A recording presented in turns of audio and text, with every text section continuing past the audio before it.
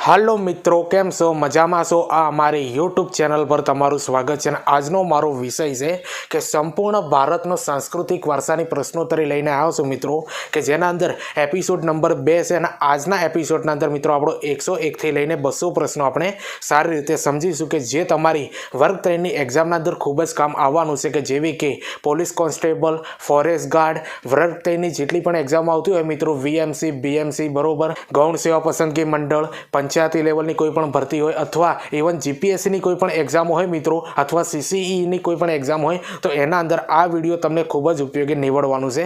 અને આ પ્રકારના વિડીયો બનાવવાના અંદર ઘણી બધી મહેનત બનતી હોય છે, એટલે ચેનલ પર નવા હો તો ચેનલને સબસ્ક્રાઇબ કરી દેજો મિત્રો. તો ચાલો મિત્રો, આપણે સંપૂર્ણ ભારતનો સાંસ્કૃતિક વારસાની આ પ્રશ્નોત્તરીને સારી રીતે સમજીએ, જે આપણી વર્ગ 3ની એક્ઝામોના અંદર ખૂબ જ કામ આવે. બરોબર, તો આપણે 101માં નંબરનો પ્રશ્ન સમજીએ કે સિંધુકાલીન સભ્યતામાંથી શેલખડીમાંથી બનેલી મૂર્તિ કઈ કઈ મળી આવેલી છે? તો એક સિંગી પશુ અથવા પશુપતિનાથ, આ રીતના પણ કોર્નર પ્રશ્નો મિત્રો બની શકે છે. હવે 102માં નંબરનો પ્રશ્ન સમજીએ કે દાઢીવાળા પુરુષની મૂર્તિ ક્યાંથી મળી આવી છે? તો મોહેન્જો દડોમાંથી મિત્રો દાઢીવાળા પુરુષની મૂર્તિ મળી આવેલી છે. હવે 103માં નંબરનો પ્રશ્ન સમજીએ કે પુરુષ નર્તકની મૂર્તિ ક્યાંથી મળી આવી હતી? તો યાદ રાખી લેજો મિત્રો, પુરુષ નર્તકની મૂર્તિ છે ને મિત્રો એ હડપ્પામાંથી મળી આવેલી છે. તો કઈ મૂર્તિ કઈ જગ્યાએથી મળી છે ને મિત્રો, આ પ્રશ્નો હવેની એક્ઝામના અંદર પૂછાય છે, એટલે મેં દરેક ડિટેલ આ વિડીયોના અંદર લઈ લીધી છે, એટલે તમારા મિત્રોને શેર કરી દેજો અને વિડીયોને 2 થી 3 વાર જોઈ લેજો. હવે 104માં નંબરનો પ્રશ્ન સમજીએ કે પુરુષ નર્તકની મૂર્તિ વિશે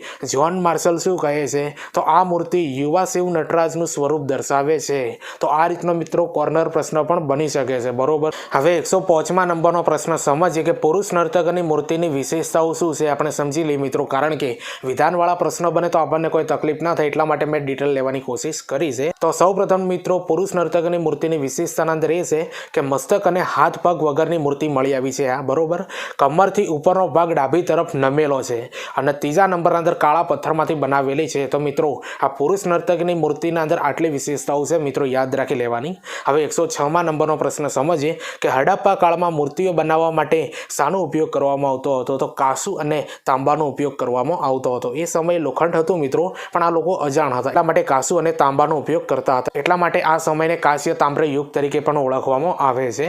હવે 107માં નંબરનો પ્રશ્ન સમજીએ કે હડપ્પા કાળમાં ધાતુને કઈ વિધિથી ગાળવામાં આવતી હતી? તો આનો જવાબ આવશે મિત્રો દ્રવિમીણ વિધિ દ્વારા હડપ્પા કાળમાં ધાતુને ઓગળવાની આ વિધિનું નામ છે. મોસ્ટ ટાઈમ પીસે મિત્રો હજુ સુધી પૂછાયો નથી, પણ આ પ્રશ્ન હવે એક્ઝામના અંદર પૂછાઈ શકે છે કે હડપ્પા કાળમાં ધાતુને કઈ વિધિથી ગાળવામાં આવતી હતી? તો દ્રવિમીણ વિધિ દ્વારા ધાતુને ઓગાળવામાં આવતી હતી હડપ્પા કાળના અંદર. હવે 108માં નંબરનો પ્રશ્ન સમજીએ કે લોથલમાંથી ધાતુની કઈ વસ્તુઓ મળી આવી છે? તો પક્ષી મળી આવ્યું છે, બળદ, સસલું અને કૂતરાની મૂર્તિ. હવે 109માં નંબરનો પ્રશ્ન સમજીએ કે કાલીબંગનમાંથી કઈ ધાતુની મૂર્તિ મળી આવી છે? તો વૃષભની મૂર્તિ છે મિત્રો, એ આપણને કાળીબંગનના અંદરથી મળી આવેલી છે. હવે 110માં નંબરનો પ્રશ્ન સમજીએ કે ધાતુના ગાડાના રમકડા કઈ જગ્યાએથી મળી આવ્યા? જે મિત્રો બળદ ગાડા કહેવાય ને, એના રમકડા એ પણ ધાતુના આપણને કઈ જગ્યાએથી મળી આવેલા છે? હડપ્પા અને ચાન્હુ દળોના અંદરથી મળી આવ્યા છે મિત્રો આ ધાતુના ગાડાના રમકડા. આ મોસ્ટ ટાઈમપી પ્રશ્નો છે મિત્રો, કદાચ એક્ઝામના અંદર આવી જાય ને મિત્રો, તો તમને આ વિડીયો જોયા પછી એનો જવાબ આવડવાનો છે 100%. હવે 111માં નંબરનો પ્રશ્ન સમજીએ કે વિશ્વની સૌથી જૂની મૂર્તિ કઈ મનાય છે? મોસ્ટ ટાઈમપી પ્રશ્ન છે. નર્તકીની જે મૂર્તિ છે ને મિત્રો, એ વિશ્વની સૌથી જૂની મૂર્તિ મનાય છે. અને આ પ્રશ્નનું લેવલ મિત્રો તમને કેવું લાગે છે કોમેન્ટના અંદર જરૂરથી બતાવજો. ચેનલ પર નવા હો તો ચેનલને સબસ્ક્રાઇબ કરી દેજો. હવે 112માં નંબરનો પ્રશ્ન આપણે સમજીએ અને મોસ્ટ ટાઈમપી છે મિત્રો કે નર્તકીની મૂર્તિ કઈ મુદ્રામાં મળી આવેલી છે? તો યાદ રાખી લેજો મિત્રો, આ નર્તકીની જે મૂર્તિ છે ને એ ત્રિભંગ નૃત્યની મુદ્રાના અંદર મળી આવેલી છે. યાદ રાખી લેજો, ત્રિભંગ નૃત્યની મુદ્રાના અંદરથી આ નર્તકીની મૂર્તિ મળી આવેલી છે. હવે 113માં નંબરનો પ્રશ્ન છે અને મોસ્ટ ટાઈમપી પ્રશ્ન છે કે દાયમાબાદમાંથી કઈ 4 વસ્તુઓ મળી આવેલી છે? તો યાદ રાખી લેજો, દાયમાબાદના અંદરથી હાથી, પાડો, ગેંડો અને મોસ્ટ ટાઈમપી છે મિત્રો કે માણસ દ્વારા ચલાવાતો 2 બળદ સાથે જોડેલો રથ મળી આવેલો છે. તો ડાયરેક્ટ આ રીતનો પ્રશ્ન બની શકે છે મિત્રો, બરોબર, કે બળદનો રથ ક્યાંથી મળી આવેલો છે? તો દાયમાબાદના અંદરથી મળી આવેલો છે. આ રીતનો કોર્નર પ્રશ્ન બની જાય, એટલા માટે મેં ડિટેલના અંદર વિડીયો બનાવ્યું છે. હવે 114માં નંબરનો પ્રશ્ન સમજીએ કે ટેરાકોટાની મૂર્તિઓ મોટા ભાગે ક્યાંથી મળી આવી છે? તો ગુજરાત અને કાલીબંગનના અંદરથી મિત્રો ટેરાકોટાની મોટાભાગની મૂર્તિઓ મળી આવેલી છે. મોસ્ટ ટાઈમ આ પ્રશ્ન છે મિત્રો. હવે 115માં નંબરનો પ્રશ્ન સમજીએ કે ટેરાકોટામાંથી બનેલી મૂર્તિઓ કોના સાથે સંકળાયેલી છે? તો માતૃદેવીની ઉપાસના સાથે સંકળાયેલી છે મિત્રો ટેરાકોટાની બનેલી મૂર્તિઓ. હવે 116માં નંબરનો પ્રશ્ન સમજીએ. મોસ્ટ ટાઈમ છે મિત્રો કે એક મૂર્તિમાં મહિલાના ગર્ભમાંથી છોડ ઉગતો દર્શાવે છે તે શાનું પ્રતીક મનાય છે? તો મિત્રો એ પ્રતીક છે ને ધરતીની માતાનું પ્રતીક આના અંદર દર્શાવવામાં આવેલું છે. યાદ રાખી લેજો મિત્રો, મહિલાના ગર્ભમાંથી ઉગતો છોડ એ છે મિત્રો શાનું પ્રતીક છે? ધરતી માતાનું પ્રતીક છે. હવે 117માં નંબરનો પ્રશ્ન સમજીએ કે સિંધુ સભ્યતાના લોકો માતૃદેવીની પૂજા શા માટે કરતા હતા? તો સમૃદ્ધિ અને ફળદ્રુપતા પ્રાપ્ત માટે મિત્રો આ સિંધુ સભ્યતાના લોકો માતૃદેવીની પૂજા કરતા હતા. શાના માટે? સમૃદ્ધિ માટે અને ફળદ્રુપતા માટે. હવે 118માં નંબરનો પ્રશ્ન સમજીએ કે ડોક હલાવતા પશુની મૂર્તિ ક્યાંથી મળી આવેલી છે? તો મોહેન્જો દડોમાંથી ટેરાકોટામાંથી બનાવેલી છે મિત્રો. યાદ રાખી લેજો, ડોક હલાવતા પશુની મૂર્તિ મોહેન્જો દડોમાંથી મળેલી છે અને ટેરાકોટામાંથી આ બનેલી મૂર્તિ છે. હવે 119માં નંબરનો પ્રશ્ન આપણે સમજીએ કે એક સિંગી પશુની મહોર ક્યાંથી મળી આવેલી છે? તો એક સિંગી પશુની મહોર મિત્રો આપણને હડપ્પા અને મોહેન્જો દડોના અંદરથી મળી આવેલી છે. મોસ્ટ ટાઈમ મિત્રો આ પ્રશ્નો છે. હવે સિંધુ સભ્યતાના અંદરથી મિત્રો આ રીતના પ્રશ્નો બની શકે છે અને આ ભારતનો સાંસ્કૃતિક વારસો છે મિત્રો. હવે એનું ટફ લેવલ જઈ શકે છે. હવે 120માં નંબરનો પ્રશ્ન સમજીએ કે પશુપતિની મહોર ક્યાંથી મળી આવી? તો પશુપતિની મહોર છે મિત્રો મોહેન્જો દડોમાંથી મળી આવેલી છે. તો મિત્રો આ મહોરો પણ ઘણી બધી અલગ અલગ પ્રકારની છે. એક સિંગી પશુની મહોર છે, પશુપતિની મહોર છે, બરોબર. એટલે આ ડિટેલનો મિત્રો તમારે સારી રીતે સમજવાની રહેશે. વિડીયોને 2 થી 3 વાર જોઈ લેવાનું કારણ કે તમને કોઈ તકલીફ ના થાય, બરોબર, સમજવાના અંદર. હવે 121માં નંબરનો પ્રશ્ન સમજીએ કે મૌર્યકાલીન મૂર્તિઓની વિશેષતા શું છે? તો એ પોલિશ કરેલી મૂર્તિઓ હતી મિત્રો. મૌર્યકાલીન જે મૂર્તિઓ હતી ને એ બધી પોલિશ કરેલી અને ચળકાટવાળી મૂર્તિઓ હતી. બસ આ છે ને મૌર્યકાલીન મૂર્તિઓની વિશેષતા છે. હવે 122માં નંબરનો પ્રશ્ન સમજીએ કે મૌર્યકાલીન મૂર્તિઓ કઈ મૂર્તિ કલાની શૈલીમાં બનાવેલી છે? તો યાદ રાખી લેજો મિત્રો, આ મૌર્યકાલીન મૂર્તિઓ છે ને એ કઈ મૂર્તિ કલાની શૈલીના અંદર બનાવેલી છે? એક છે ગાંધાર, બીજી છે મથુરા, તેમજ ત્રીજા નંબરની છે અમરાવતી. આ બધી છે ને મૂર્તિ કલાની શૈલીઓ છે મિત્રો. યાદ રાખી લેજો, ગાંધાર શૈલી, મથુરા શૈલી અને અમરાવતી આ ત્રણે ત્રણ છે ને મૂર્તિ કલાની શૈલીઓ છે અને મૌર્યકાલીન મૂર્તિઓ પણ આ શૈલીના અંદર બનાવવામાં આવેલી છે. હવે 123માં નંબરનો પ્રશ્ન સમજીએ કે મથુરામાંથી મૌર્યકાલીન કઈ મૂર્તિ મળી આવેલી છે? તો યક્ષની મૂર્તિ છે ને મિત્રો એ મથુરામાંથી મૌર્યકાલીન મૂર્તિ છે, બરોબર, યક્ષની મૂર્તિ. હવે 124માં નંબરનો પ્રશ્ન સમજીએ કે સૌપ્રથમ યક્ષણીઓનો ઉલ્લેખ તમિલના કયા ગ્રંથમાં ઉલ્લેખ છે? તો મિત્રો યાદ રાખી લેજો, મોસ્ટ ટાઈમ પ્રશ્ન છે કે સૌપ્રથમ યક્ષણીઓનો ઉલ્લેખ તમિલના કયા ગ્રંથમાં છે? તો આનો જવાબ આવશે મિત્રો શિલ્પદિકારમ. યાદ રાખી લેજો, શિલ્પદિકારમ આ ગ્રંથના અંદર મિત્રો સૌપ્રથમ યક્ષણીઓનો ઉલ્લેખ તમિલના આ ગ્રંથ છે મિત્રો એના અંદર કરવામાં આવ્યો છે. શું નામ છે? શિલ્પદિકારમ. હવે 125માં નંબરનો પ્રશ્ન અને મોસ્ટ ટાઈમ પ્રશ્ન છે મિત્રો કે દક્ષિણ ભારતની રામાયણ કયા ગ્રંથને કહેવાય છે? તો શિલ્પદિકારમને મિત્રો દક્ષિણ ભારતની રામાયણ તરીકે ઓળખવામાં આવે છે અને આ પ્રશ્ન એક્ઝામના અંદર આવી શકે છે. હવે 126માં નંબરનો પ્રશ્ન સમજીએ કે મધુબની ચિત્રકલાનું બીજું નામ શું છે? તો યાદ રાખી લેજો મિત્રો, મધુબની ચિત્રકલાનું બીજું નામ છે મિથિલા ચિત્રકલા. આની પણ આપણે ડિટેલ સમજીએ મિત્રો કારણ કે ચિત્રકલાના અંદરથી પણ પ્રશ્નો હવે આ લેવલના પૂછાશે. એટલે હવે પ્રશ્નો મોસ્ટ ટાઈમ ચાલુ થાય. આગળ આપણે જોઈ લીધા મિત્રો મૂર્તિકલાના પ્રશ્નો, હવે આપણે ચિત્રકલાના પ્રશ્નો સમજીએ. હવે 127માં નંબરનો પ્રશ્ન સમજીએ કે મિથિલા ચિત્રકલા કયા પ્રદેશની જાણીતી છે? તો બિહારના મિથિલા પ્રદેશની છે મિત્રો. યાદ રાખી લેજો, આ બિહારના મિથિલા પ્રદેશના નામ પરથી જ મિથિલા ચિત્રકલા નામ પડ્યું છે. બાકી એનું ઓરિજિનલ નામ છે મધુબની ચિત્રકલા છે, બરોબર. આ ડિટેલ તમારે સમજવાની રહેશે, બરોબર. મિથિલા અને મધુબની બંને એક જ ચિત્રકલા છે પણ અલગ અલગ નામ છે. એટલે આ ડિટેલને તમે સારી રીતે સમજો.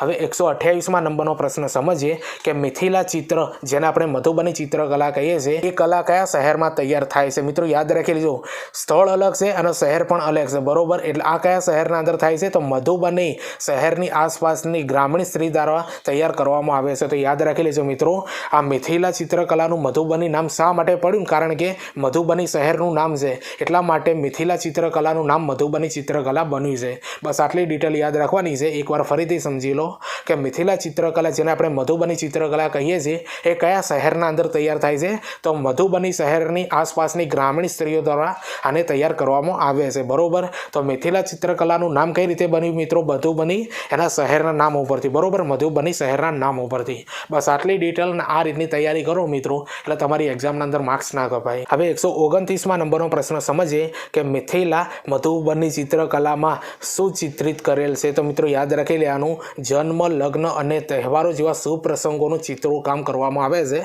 આ મિથિલા અથવા મધુબની ચિત્રકલાના અંદર. આટલી ડિટેલ યાદ રાખવાની. જન્મ, લગ્ન અને તહેવાર જેવા શુભ પ્રસંગોનું ચિત્રકામ કરી આપવામાં આવે છે. હવે 130મા નંબરનો પ્રશ્ન આપણે સમજીએ મિત્રો, અને મોસ્ટ આંબી છે કે મધુબની ચિત્રકળા કયા કયા સમયથી દોરવામાં આવે છે? તો યાદ રાખી લેજો મિત્રો, આ મધુબની ચિત્રકળા છે ને મિત્રો, એને રામાયણકાલીન સમયથી દોરવામાં આવે છે. થોડું આના અંદર ટાઈપિંગ મિસ્ટેક છે મિત્રો, એટલે થોડું કરેક્શન કરી લેજો. મધુબની અને કયા સમયથી, બરોબર, રામાયણકાલીન સમયથી આને દોરવામાં આવે છે. હવે 131મા નંબરનો પ્રશ્ન સમજીએ કે મધુબની ચિત્રકળાની વિશેષતા કઈ છે? તો મિત્રો યાદ રાખી લેજો, બેવડી પંક્તિના કિનારા, ઘેરા રંગોનો પ્રયોગ, પુષ્પભાત અને મુખ મુદ્રા. આ જે છે ને મિત્રો, આ મધુબની ચિત્રકળાની વિશેષતા છે. એકવાર જોઈ લો, બેવડી પંક્તિના કિનારા, ઘેરા રંગોનો પ્રયોગ, પુષ્પભાત અને મુખ મુદ્રા. હવે 132મા નંબરનો પ્રશ્ન સમજીએ કે મધુબની ચિત્ર કામ શાના ઉપર કરવામાં આવે છે? તો યાદ રાખી લેજો મિત્રો, આ મધુબની ચિત્રકલા છે ને મિત્રો, જમીન ઉપર અને કાપડ ઉપર કરવામાં આવે છે.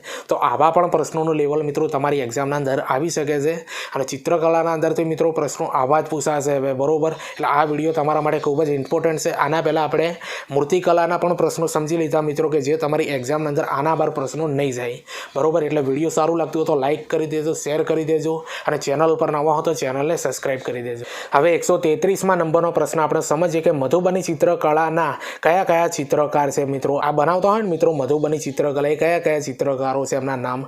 તો બુવાદેવી, યાદ રાખી લેજો, એક છે બુવાદેવી, ભાતી દયાલ, ગંગાદેવી અને સીતાદેવી. આ જે છે મિત્રો, એ મધુબની ચિત્રકળાના ચિત્રકાર છે. હવે 134મા નંબરનો પ્રશ્ન સમજીએ કે પટ્ટચિત્ર ક્યાંનું ચિત્ર છે? તો ઓડિશાની પરંપરાગત ચિત્રકારી છે આ પટ્ટચિત્ર. હવે 135મા નંબરનો પ્રશ્ન સમજીએ કે પટ્ટચિત્ર શાના ઉપર દોરવામાં આવે છે? તો કાપડ ઉપર જ મિત્રો આ પટ્ટચિત્ર દોરવામાં આવે છે. હવે 136મા નંબરનો પ્રશ્ન આપણે સમજીએ કે પટ્ટચિત્રમાં કયા પદાર્થનો ઉપયોગ થાય છે? તો નારિયેળીની બળેલી કાંચલીના રંગો અને કાજળ જેવા પદાર્થોનો ઉપયોગ થાય છે મિત્રો. મોસ્ટ ટાઈમ્પી પ્રશ્ન છે. આવી રીતે કોર્નર પ્રશ્નો પણ પૂછાઈ શકે છે કે પટ્ટચિત્રમાં કયા પદાર્થોનો ઉપયોગ થાય છે? તો નારિયેળીની બળેલી કાચલીના રંગો અને કાજળ જેવા પદાર્થોનો ઉપયોગ થાય. હવે 137મા નંબરનો પ્રશ્ન સમજીએ કે પટ્ટચિત્ર કળાનું જાણીતું કેન્દ્ર કયું છે? તો રઘુરામપુર છે મિત્રો. મોસ્ટ ટાઈમ્પી પ્રશ્ન છે, ડાયરેક્ટ કોર્નર પ્રશ્ન બની શકે છે કે પટ્ટચિત્ર કળાનું જાણીતું કેન્દ્ર કયું છે? તો રઘુરામપુર છે. હવે 138મા નંબરનો પ્રશ્ન, મોસ્ટ ટાઈમ્પી પ્રશ્ન છે મિત્રો, કે તાડપત્ર પર તૈયાર કરેલ ચિત્રને કયા નામે ઓળખવામાં આવે છે? તો તાલાપત્ર ચિત્ર તરીકે ઓળખવામાં આવે છે. યાદ રાખી લેજો, તાલાપત્ર ચિત્ર તરીકે ઓળખવામાં આવે છે, જે તાડપત્ર ઉપર તૈયાર કરેલ ચિત્ર હોય ને એને. હવે 139મા નંબરનો પ્રશ્ન સમજીએ કે પટ્ટચિત્ર કળાનું વિષય વસ્તુ શું છે? તો જગન્નાથ, વૈષ્ણવ, શક્તિ અને શિવ ઉપર આધારિત આ જે છે મિત્રો પટ્ટચિત્ર કળાનું વિષય વસ્તુ છે. હવે 140મા નંબરનો પ્રશ્ન સમજીએ કે પટુઆ ચિત્રકલા ક્યાંનું વખણાય છે? મિત્રો યાદ રાખી લેજો, પટ્ટચિત્રકલા અલગ છે અને પટુઆ ચિત્રકલા અલગ છે, બરોબર. બંને અલગ છે, એટલે આ ભેદ તમે સમજજો કે પટુઆ ચિત્રકલા ક્યાંનું વખણાય છે? તો પશ્ચિમ બંગાળના મિદનાપુર ખાતે જોવા મળે છે, અને 1000 વર્ષ જૂની આ ચિત્રકળા છે. યાદ રાખી લેજો મિત્રો, મોસ્ટ ટાઈમ્પી પ્રશ્ન છે કે પટુઆ ચિત્રકળા ક્યાંનું વખણાય છે? પશ્ચિમ બંગાળના મદીનાપુર ખાતે જોવા મળે છે, અને 1000 વર્ષ જૂની આ ચિત્રકળા છે, પટુઆ ચિત્રકળા. હવે 141મા નંબરનો પ્રશ્ન આપણે સમજીએ કે પટુઆ ચિત્રકળામાં શાનું વર્ણન થાય છે? તો મંગલ કાવ્યો અને દેવી દેવતાની વાર્તાઓનું વર્ણન થાય છે. ડાયરેક્ટ આ રીતનો કોર્નર પ્રશ્ન બની શકે છે. હવે 142મા નંબરનો પ્રશ્ન સમજીએ કે પટુઆ ચિત્રકળા શાના ઉપર દોરવામાં આવે છે? તો યાદ રાખી લેજો મિત્રો, આ પટુઆ ચિત્રકળા છે ને કાપડ અને કાગળ બંને ઉપર દોરવામાં આવે છે. હવે 143મા નંબરનો પ્રશ્ન સમજીએ કે પટુઆ ચિત્રકળામાં શાની ટીકા કરવામાં આવી છે? તો રાજનૈતિક અને સામાજિક મુદ્દાની આ પટુઆ ચિત્રકળાના અંદર ટીકા કરવામાં આવે છે. હવે 144મા નંબરનો પ્રશ્ન સમજીએ કે કાલીઘાટ ચિત્રકલા કયા વિસ્તારની પ્રખ્યાત છે? તો કોલકાતાના કાલીઘાટ વિસ્તારની મિત્રો આ કાલીઘાટ ચિત્રકલા પ્રખ્યાત છે. હવે 145મા નંબરનો પ્રશ્ન સમજીએ કે કાલીઘાટ ચિત્રોમાં જળ ચિત્રો બનાવવા શાના બ્રશનો ઉપયોગ થાય છે? મિત્રો અહીંયા થોડો પ્રશ્નો થઈ ગયું છે ટાઈપ, પણ બ્રશ આવે, બરોબર. એટલે આ થોડું કરેક્શન કરી લેજો. તે કાલીઘાટ ચિત્રોમાં જળ ચિત્રો બનાવવા માટે શાના બ્રશનો ઉપયોગ થાય છે? તો વાછરડાના અને ખિસકોલીના વાળમાંથી બનાવેલ બ્રશનો ઉપયોગ થાય છે. યાદ રાખી લેજો મિત્રો, વાછરડાના અને ખિસકોલીના વાળમાંથી બનાવેલા બ્રશનો ઉપયોગ થાય. હવે 146મા નંબરનો પ્રશ્ન સમજીએ કે બંગાળી સંસ્કૃતિનું દર્પણ કઈ ચિત્રકલાને ઓળખવામાં ઓળખવામાં આવે છે? તો કાલિઘાટની ચિત્રશૈલી છે ને મિત્રો એને બંગાળી સંસ્કૃતિનું દર્પણ તરીકે ઓળખવામાં આવે છે, બરોબર. હવે 147માં નંબરનો પ્રશ્ન સમજીએ કે કલમકારી ચિત્રકળા કયા પ્રદેશ સાથે સંકળાયેલી છે? તો આંધ્રપ્રદેશ સાથે મિત્રો આ કલમકારી ચિત્રકળા સંકળાયેલી છે. હવે 148માં નંબરનો પ્રશ્ન સમજીએ કે કલમકારી ચિત્રકળા શેના ઉપર બનાવવામાં આવે છે? તો સુતરાઉ વસ્ત્ર ઉપર મિત્રો આ કલમકારી ચિત્રકલા બનાવવામાં આવે છે. હવે 149માં નંબરનો પ્રશ્ન આપણે સમજીએ મિત્રો કે કલમકારી ચિત્રકળામાં શાનો ઉપયોગ થાય છે? તો વાંસથી રેખા દોરી તેમાં વનસ્પતિજન્ય રંગો પૂરવામાં આવે છે. બસ આટલી ડિટેલ યાદ રાખવાની મિત્રો કે કલમકારી ચિત્રકળામાં શાનો ઉપયોગ થાય છે? તો વાંસથી રેખા દોરી તેમાં વનસ્પતિજન્ય રંગો પૂરવામાં આવે છે. હવે 150માં નંબરનો પ્રશ્ન છે અને મોસ્ટ આઈમ્પી પ્રશ્ન છે કે આંધ્રપ્રદેશમાં કલમકારી ચિત્રકળાને બીજા કયા નામથી ઓળખવામાં આવે છે? તો વર્થા પાણી તરીકે ઓળખવામાં આવે છે. મિત્રો યાદ રાખી લેજો, મોસ્ટ આઈમ્પી આ પ્રશ્ન છે કે આંધ્રપ્રદેશના અંદર કલમકારી ચિત્રકળાને બીજા કયા નામથી ઓળખવામાં આવે છે?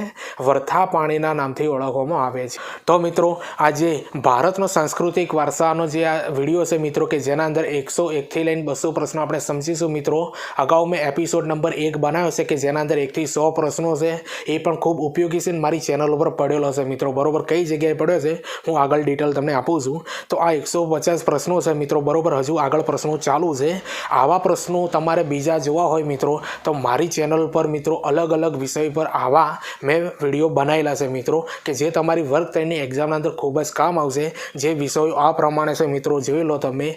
પહેલું બનાવ્યું છે ગુજરાતી સાહિત્ય, ભારતનો ઇતિહાસ, ભારતનું બંધારણ, ભારતનો સાંસ્કૃતિક વારસો, ગુજરાતનો ઇતિહાસ, ભારતની ભૂગોળ અને ગુજરાતનો સાંસ્કૃતિક વારસો અને ગુજરાતની ભૂગોળ અને છેલ્લું સામાન્ય વિજ્ઞાન કે જેને આપણે વિજ્ઞાન અને ટેકનોલોજી. આવા કુલ 9 વિષયો પર મેં મિત્રો આવા જ પ્રશ્નો સાથે એપિસોડ નંબર 1 એ રીતે મિત્રો 9 વિષયો પર વિડીયો અપલોડ કરી દીધા છે મિત્રો. અને અમુક વિષયોના મિત્રો એપિસોડ નંબર 2 પણ ચાલુ થઈ ગયા છે મિત્રો. ધારો કે આ પણ વિડીયોનું એપિસોડ નંબર 2 છે મિત્રો. એટલે જે આ 9 વિષયો પર વિડીયો બનાવ્યા છે મિત્રો તમને ખૂબ જ કામ આવવાના છે મિત્રો. જો તમારે એ બધા વિડીયો સારી રીતે જોવા હોય તો મારી ચેનલ પર મેં એક પ્લેલિસ્ટ તૈયાર કર્યું છે જેનું નામ છે ગુજરાતની તમામ સ્પર્ધાત્મક પરીક્ષા માટે ઉપયોગી. એના અંદર આ 99 વિષયોનું મેં એપિસોડ અંદર અપલોડ કરી દીધા છે મિત્રો કે જેના અંદર એપિસોડ નંબર 1 અને અમુક વિષયોના એપિસોડ નંબર 2 પણ અપલોડ થઈ ગયા છે અને આગળ બીજા બધા વિષયોના એપિસોડ ચાલુ રહેવાના છે મિત્રો.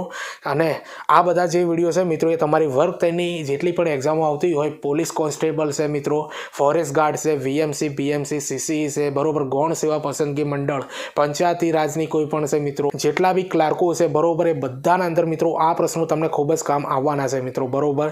એટલે ચેનલ પર નવા હો તો ચેનલને સબસ્ક્રાઈબ કરી દેજો. અને બીજી મહત્વની વસ્તુ કે ટીચિંગ અજય કરીને ટેલિગ્રામના અંદર ચેનલ બનાવી છે, આ વિડીયોની ડિસ્ક્રિપ્શનના અંદર લિંક આપી દે, ત્યાં જઈને તમે જોઈન કરી દો. કારણ કે એના અંદર વિડીયોની જીકેની અને આવનારી ભરતીઓની પોસ્ટ અપલોડ કરતો આવું છું. અને જેવું યુટ્યુબ ઉપર વિડીયો અપલોડ કરું છું એવી તરત જ લિંક હું મારી આ ટેલિગ્રામ ચેનલ ઉપર મૂકી દઉં છું મિત્રો. એટલે તમને સારી રીતે એનું નોટિફિકેશન મળી જાય, બરોબર. તો ચાલો મિત્રો આપણે આગળના પ્રશ્નો સમજીએ. હવે 151માં નંબરનો પ્રશ્ન સમજીએ કે વારલી ચિત્રકલા કયા વિસ્તારના લોકો દોરે છે? તો યાદ રાખી લેજો મિત્રો, ગુજરાત અને મહારાષ્ટ્રની સીમા પર રહેતા સહી જાતિના લોકો મિત્રો આ વારલી ચિત્રકલા દોરે છે, બરોબર. અને યાદ રાખી લેજો મિત્રો, ગુજરાતની સીમાના અંદર રહેતા જે આ જાતિના લોકો છે એમનું નામ છે સહી, બરોબર. ગુજરાતની વાત કરું છું, ખાલી સહી જાતિના લોકો જે છે ને એ આ વારલી ચિત્રકલા દોરે છે, ખાલી ગુજરાતની વાત કરું છું, બરોબર. હવે 152માં નંબરનો પ્રશ્ન સમજીએ કે વારલી ચિત્રકલાના ચિત્રો કયા ચિત્રો સાથે મળતા આવે છે? તો યાદ રાખી લેજો મિત્રો, ભીમબેટકાની ગુફાના ચિત્રોને મળતા આવે છે મિત્રો આ વારલી ચિત્રના ચિત્રો.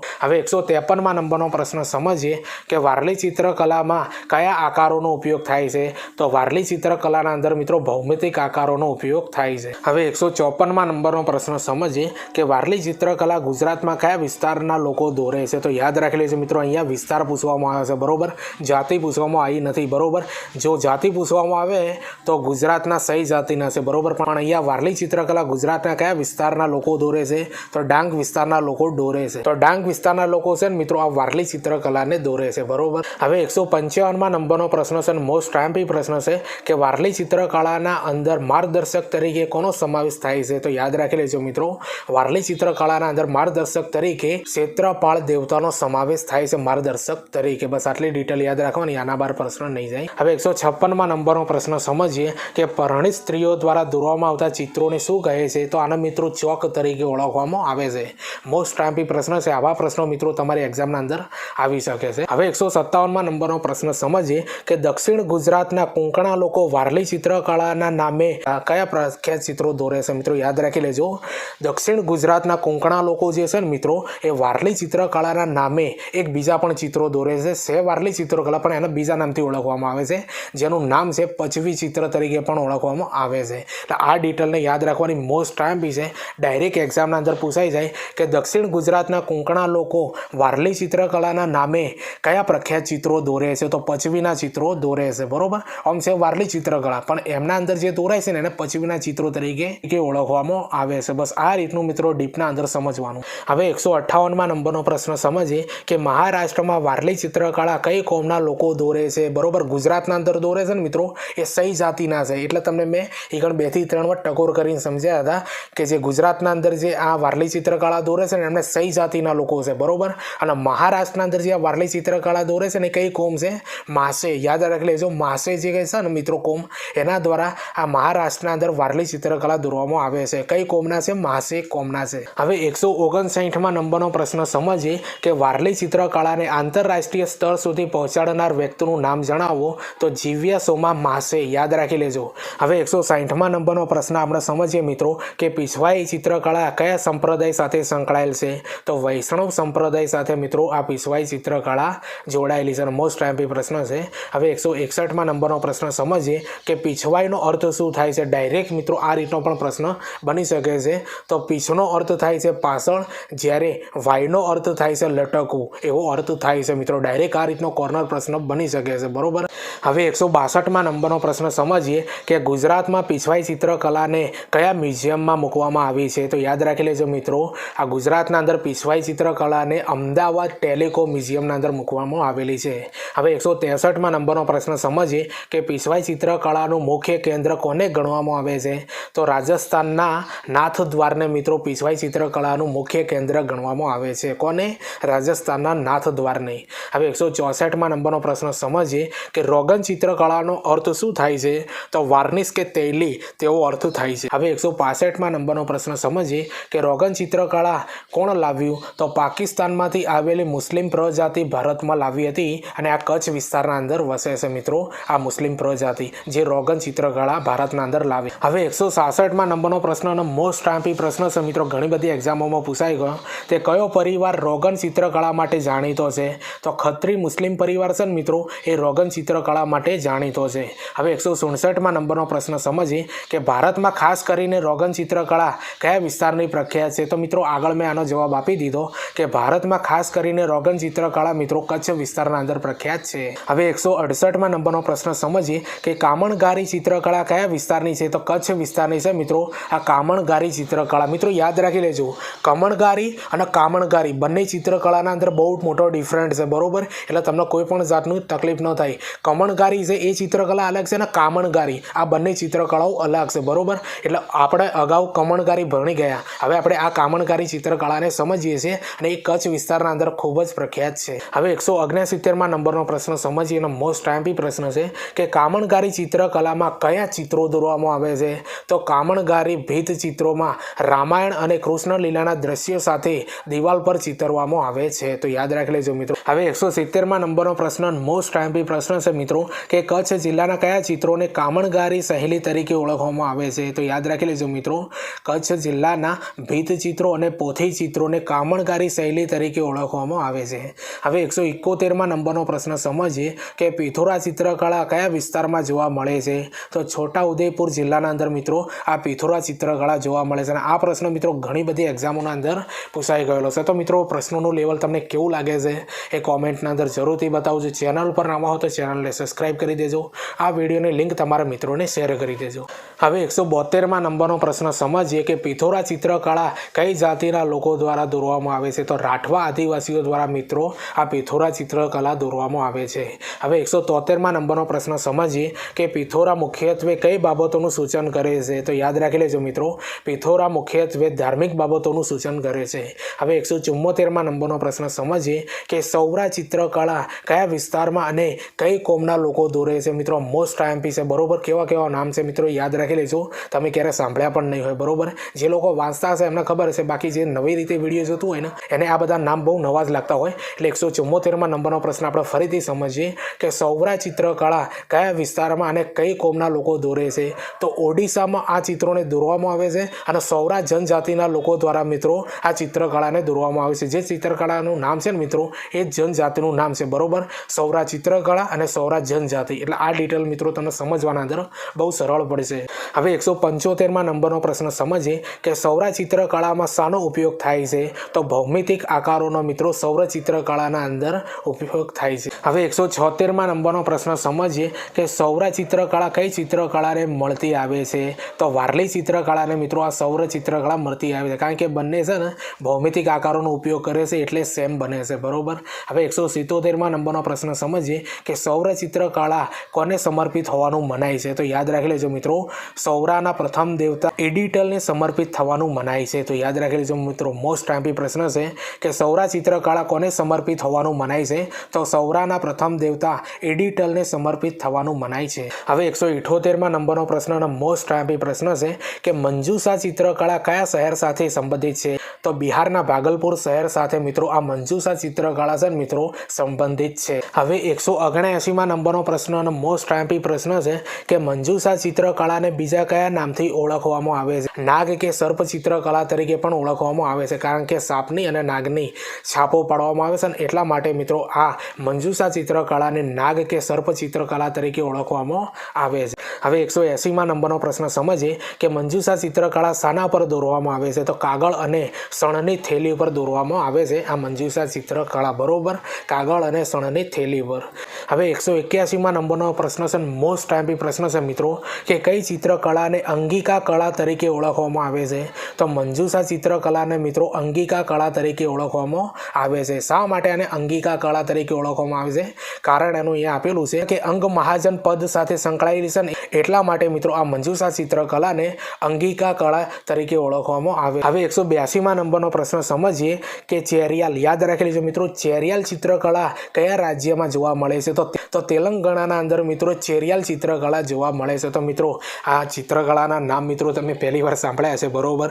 પણ આ પ્રશ્નો મિત્રો તમારી એક્ઝામના અંદર આવી જશે ને મિત્રો તો તમને બિલકુલ નવા નહીં લાગે, કારણ કે આ વિડીયોને તમારે 2 થી 3 વાર સારી રીતે જોઈ લેવાનું મિત્રો, કે જેનાથી તમે આ પ્રશ્નોને સારી રીતે સમજી શકો મિત્રો, બરોબર. અને તમારા મિત્રોને શેર કરી દેવાનું અને ચેનલ પર નવા હોય તો ચેનલને સબસ્ક્રાઈબ કરી દેજો. હવે 183માં નંબરનો પ્રશ્ન સમજીએ કે ચેરિયાલ ચિત્રકળા શેના આધારે દોરવામાં આવે છે. તો હિન્દુ મહાકાવ્ય અને પૌરાણિક કથા આધારિત મિત્રો આ ચેરિયાલ ચિત્રકળાને દોરવામાં આવે છે. યાદ રાખી લેજો, મોસ્ટ ટાઈમ્પી આ પ્રશ્ન છે, બરોબર. હવે 184માં નંબરનો પ્રશ્ન સમજીએ કે ડફ ચિત્રકળા ક્યાં જોવા મળે છે. તો રાજસ્થાનના અંદર મિત્રો આ ડફ ચિત્રકળા મળે છે, બરોબર. હવે 185માં નંબરનો પ્રશ્ન સમજીએ કે ડફ ચિત્રકળા શાના ઉપર દોરવામાં આવે છે. તો ડફ નામના કાપડના ટુકડા ઉપર મિત્રો આ ડફ ચિત્રકળા દોરવામાં આવે છે. તો યાદ રાખી લેજો. હવે 186માં નંબરનો પ્રશ્ન આપણે સમજીએ તે પૈટકર ચિત્રકળા કયા વિસ્તારમાં જોવા મળે છે. તો પૂર્વ ભારતના ક્ષેત્રના અંદર મિત્રો આ જે છે ને પૈટકર ચિત્રકળા જોવા મળે છે. એટલે પૂર્વ ભારતના અંદર કયા કયા છે મિત્રો?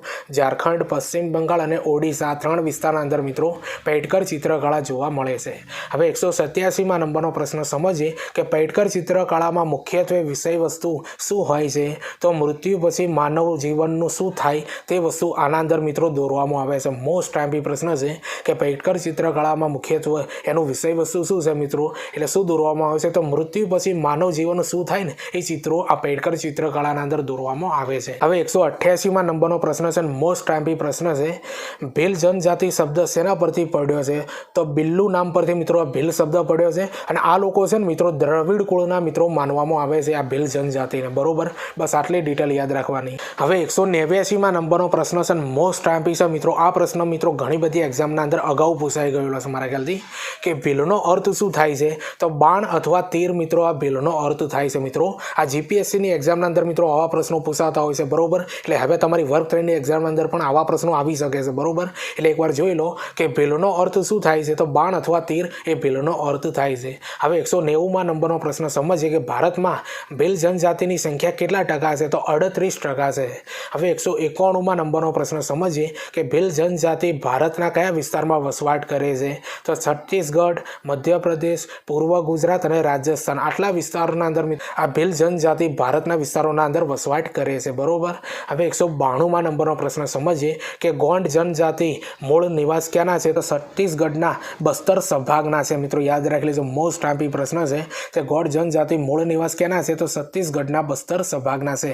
તો મિત્રો આપણે ચિત્રકલા તો ભણી લીધી. બરોબર. હવે ભીલ જનજાતિ વિશેના આવા પ્રશ્નો ચાલુ થઈ ગયા છે મિત્રો કે જે તમારી એક્ઝામના અંદર અવારનવાર પૂછાતા હોય છે. હવે 193માં નંબરનો પ્રશ્ન સમજીએ કે ગોંડ જનજાતિની ભાષા કઈ છે? તો ગોંડી ભાષા છે. યાદ રાખી લેજો મિત્રો, ગોંડ જનજાતિની ભાષા કઈ છે? ગોંડી ભાષા છે. મિત્રો આ વિડીયો બનાવ્યું છે સંપૂર્ણ ભારતનો સાંસ્કૃતિક વારસો કે જેના અંદર એપિસોડ નંબર 2 છે. મિત્રો આના પ્રશ્નોનું લેવલ મિત્રો તમને કેવું લાગ્યું એ કોમેન્ટના અંદર જરૂરથી બતાવજો.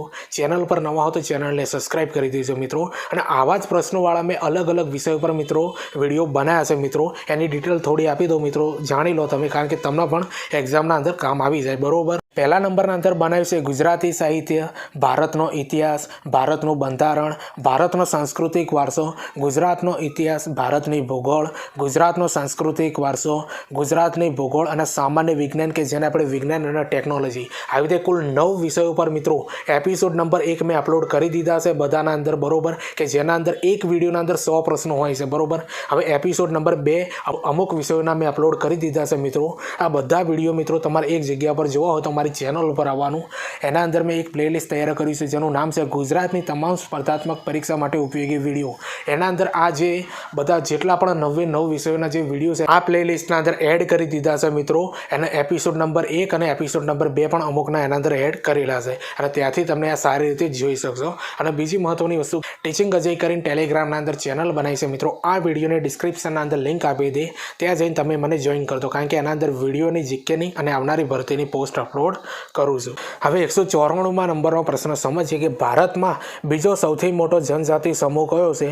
તો ગોંડ જનજાતિ છે. બરોબર. અને પહેલા નંબર ઉપર આવે છે ભીલ. હવે 195માં નંબરનો પ્રશ્ન સમજીએ કે ગોંડ જનજાતિના મુખ્ય દેવતા કોણ છે? તો દુલ્હાદેવ તથા બારાદેવ આ બે છે મિત્રો એ ગોંડ જનજાતિના મુખ્ય દેવતા કહેવાય છે. દુલ્હાદેવ તથા બારાદેવ. આ રીતના મિત્રો કોર્નર પ્રશ્નો મિત્રો બની શકે છે. પેપરનું લેવલ ટફ રહેશે જ મિત્રો. બરોબર. હવે 196માં નંબરનો પ્રશ્ન સમજીએ કે ભારતના મોટા વિસ્તારમાં આવેલી આદિ જનજાતિ કઈ છે? તો ગોંડ જનજાતિ છે મિત્રો, કારણ કે આ ભારતના મોટા વિસ્તારના અંદર આ ખૂબ વિસ્તરેલી છે એટલા માટે. હવે 197માં નંબરનો પ્રશ્ન સમજીએ કે સંથાલ જનજાતિ મૂળ ક્યાંના નિવાસી છે? તો ઝારખંડના સંથાલ પરાગણાના મિત્રો આ સંથાલ જનજાતિ મૂળ નિવાસી છે. બરોબર. આટલી ડિટેલ યાદ રાખવાની, આના બાર પ્રશ્ન નહીં જાય. આ સંથાલ જનજાતિના મૂળ ક્યાંના છે? ઝારખંડના સંથાલ પરાગણાના. હવે 198માં નંબરનો પ્રશ્ન અને મોસ્ટ આઈમ્પી પ્રશ્ન છે મિત્રો કે સંથાલ જનજાતિ કઈ પ્રજાતિની જનજાતિ છે? તો પ્રોટો ઓસ્ટ્રેલોઇડ. યાદ રાખી લેજો મિત્રો, સંથાલ જનજાતિ કઈ પ્રજાતિની જનજાતિ છે? તો પ્રોટો ઓસ્ટ્રેલોઇડ. યાદ રાખી લે. બસ આટલી ડિટેલ મિત્રો યાદ રાખવાની. હવે 199માં નંબરનો પ્રશ્ન સમજીએ કે સંથાલ જનજાતિ કયા વિસ્તારમાં વસવાટ કરે છે? તો ઝારખંડ, મધ્યપ્રદેશ, બિહાર, આસામ અને પશ્ચિમ બંગાળ આટલા વિસ્તારના અંદર મિત્રો સંથાલ જનજાતિ વસવાટ કરે છે. અને આ જે આપણે સંપૂર્ણ ભારતનો સાંસ્કૃતિક વારસો છે એના અંદર 200માં નંબરનો પ્રશ્ન જોઈએ મિત્રો, જે લાસ્ટમાં પ્રશ્ન છે. બરોબર. અને આગળ સિરીઝ ચાલુ રહેશે મિત્રો. તો 200માં નંબરનો પ્રશ્ન એ છે મિત્રો કે સંથાલ જનજાતિના મુખ્ય દેવતા કોણ છે? મારંગ બોરુ અથવા બોંગા. યાદ રાખી લેજો મિત્રો, સંથાલ જનજાતિના મુખ્ય દેવતા કોણ છે? મારંગ બોરુ અથવા બોંગા છે. તો મિત્રો આ 200 પ્રશ્નો તમને કેવા લાગ્યા છે એ કોમેન્ટ કરીને જરૂરથી બતાવજો. ચેનલ પર નવા હો તો ચેનલને સબસ્ક્રાઈબ કરી દેજો. આ વિડીયોની લિંક તમારા મિત્રોને શેર કરી દેજો. ચાલો આપણે મળીએ બીજા વિડીયોના અંદર. બાય.